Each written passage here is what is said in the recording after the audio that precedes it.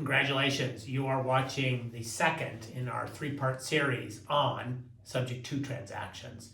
In our first video, we talked about the motivation, the seller's motivation for doing a subject to transaction and the buyer's motivation for doing a subject to transaction. In this transaction, we talk about the variables and the jargon associated with putting together a subject to transaction. What we do not talk about in this transaction is the legalities. There are certain variations that are potentially very safe to do. There are certain variations that are certainly breaches of contract and perhaps in some circumstances criminally a problem. But we'll talk about that later. All right, so let's advance our understanding of subject to transactions by talking about the jargon of subject to transactions. You'll recollect that we are talking about a property that has a sales price of $500,000. The seller has a $400,000 mortgage against the property. One of the ways that the seller could sell that property is to find a buyer who would pay $500,000. That buyer would go out and get a loan from a third-party lender for $400,000, a bank, a mortgage company for $400,000. That buyer would bring $100,000 in cash to the transaction, and the seller would sell the property to $500,000. In a subject to transaction, the buyer buys the property subject to this debt. The buyer is saying, I'm putting up $100,000, and that means I have a powerful incentive to make payments on this loan. Otherwise, the lender will foreclose on the loan. That is a subject to transaction. Now, as you're watching this video, you're thinking, well, isn't there another stakeholder in this beyond just the seller and the buyer? Doesn't the holder of this $400,000, don't they have a stake, a say in how this transaction is structured? And the answer is yes. And so that causes us to move to now to this diagram. So imagine this, there's a seller, and at some point in time in the past, months ago, years ago, the seller got a loan from a mortgage lender. And it doesn't matter how much that loan was for at the time the seller bought the property back in the day, let's say 5 years ago. The seller was given money by the mortgage holder.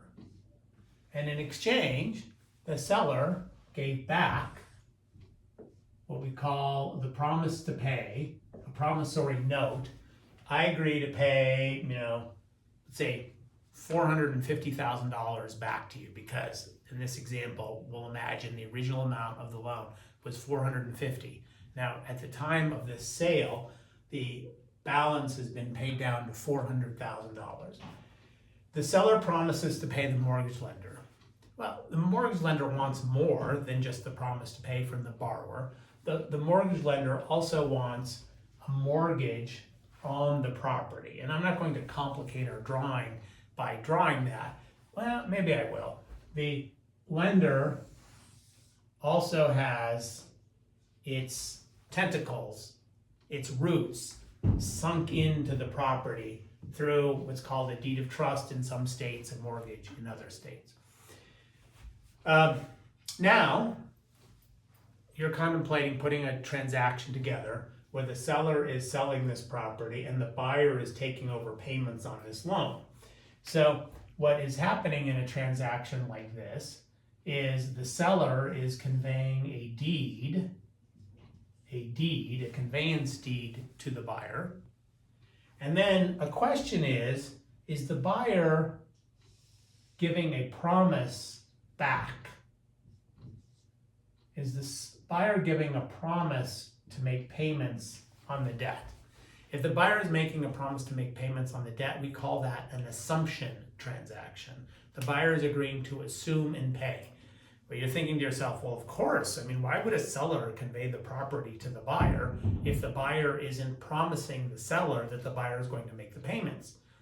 Well, in some circumstances, this property might have horrible environmental contamination and the buyer is willing to risk their $100,000 of cash. But if the cleanup turns out to be worse than the buyer expected, the buyer wants to be able to walk from the property and only be exposed to $100,000 of liability. That would be a transaction in which the buyer does not agree to assume and pay the first mortgage. That is what is called a subject to transaction. The buyer is buying the property subject to the debt without agreeing to assume and pay that mortgage. Well, doesn't the mortgage holder have a stake in this? Yes, the mortgage holder does have a stake in this, because the mortgage holder has an interest in being protected against interest rates going up. And subject to transactions, see our prior video, tend to happen when market interest rates are much higher than the interest rate on this promissory note, on this deed of trust. So we're envisioning a situation where the buyer is taking over payments on a 3% mortgage when market interest rates on new money is 7%. This mortgage holder protects itself against interest rates going up by having what is called a due on transfer clause in the mortgage, which says that if the title is transferred, the mortgage holder can exercise its rights to foreclose the loan. The transfer gives the holder of the mortgage the right to foreclose on the loan, even if the payments are current. One other variable is the seller being released from liability. You know, if the buyer defaults,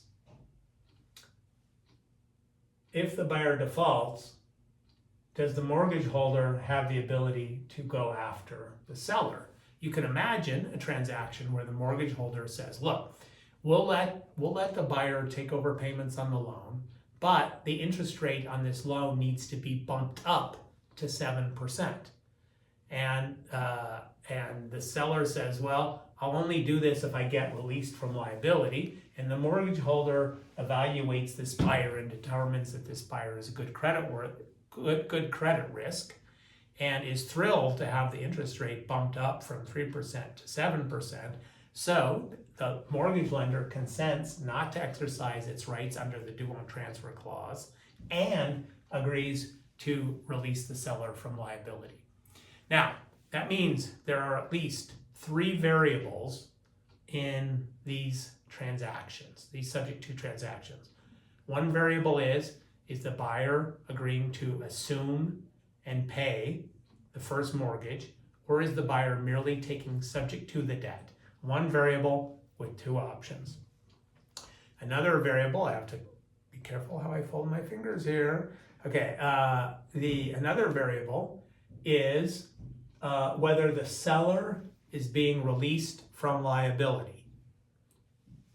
2 options, essentially. Yes, this mortgage lender is releasing the seller. No, they're not. Next one, is the mortgage lender agreeing to give up its rights under the due on transfer clause? And again, 2 options there. Well, if you have 3 variables and each have 2 options, then somebody who is more skilled at math could say, well, there's 8 possible outcomes of how that plays out. Lots of different ways this could unfold. These are all theoretical options. By the way, there's another variable, because this seller might be a veteran, and that veteran might have an interest in having their VA, Veterans Administration eligibility restored. Well, does that happen as a result of this transaction? What does it take? Does this buyer need to be a veteran? And does this buyer need to qualify? Blah, blah, blah. It's complicated. We'll talk about some of the complications in the next video, but that is in the third video we'll talk about it. But in this second video, we've exposed you to the jargon, assumption, subject to, due on transfer concepts. Stay tuned for our third video on subject to transactions. And remember, this is especially true with subject to transactions. It's a complicated world. Be careful out there.